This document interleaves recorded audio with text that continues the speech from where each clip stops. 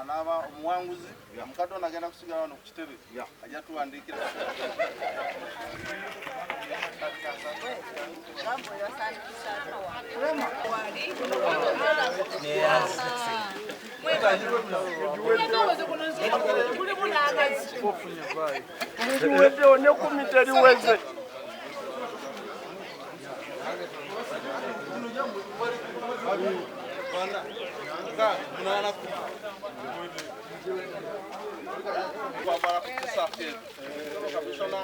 sama wali ne mutuba gumu naye mubufu ate ne omubaka waffe owa mawogola nnosi naye n'abanga musaale mu mukolo guno era nga omulimu akutte kannabwala asobodde okutuwa t-shirt zino zetwambadde naye nga zibadde 50 mwami Peter yakedde wano mukutwala n'abamu ne bazifuna.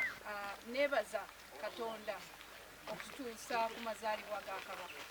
Nebaza omulanga guno ogw'okulwanyisa obulwadde buno obwa AIDS.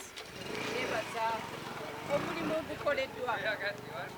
Njagala okwebaza bannamawogola mwenna okwejjumbira mu kintu kino eky'amaanyi. Mbagaliza emisinde emirungi Ayibeene Magulu Nnyondo Wangala.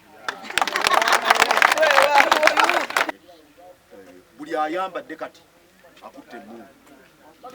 Buli ayambadde kati akutte emmundu. N'olwekyo Ssaabasajja Kabaka nga ye munyenye yaffe eya Afrika yonna nga yatukulembeddemu. Kati naffe twambadde olwo tusimbye emabega. Mwaka 2003 tugenda okutuuka ate nkakasa bwe ntunulatunula kumpi buli muntu ajja kubaayo.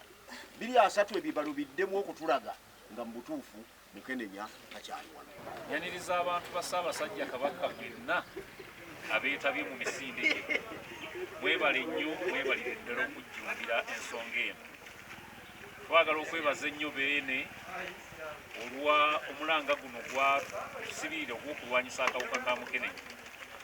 Nsaba tukuume eddoboozi lya Beene eryo lyatukubiriza, twekuume ekirwadde kya Mukenenya, twekebeze tumanyi bwe tuli abali ku ddagala balinywerereko.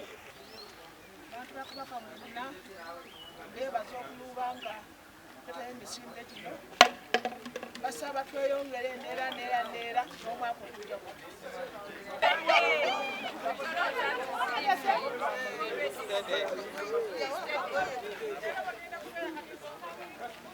Ando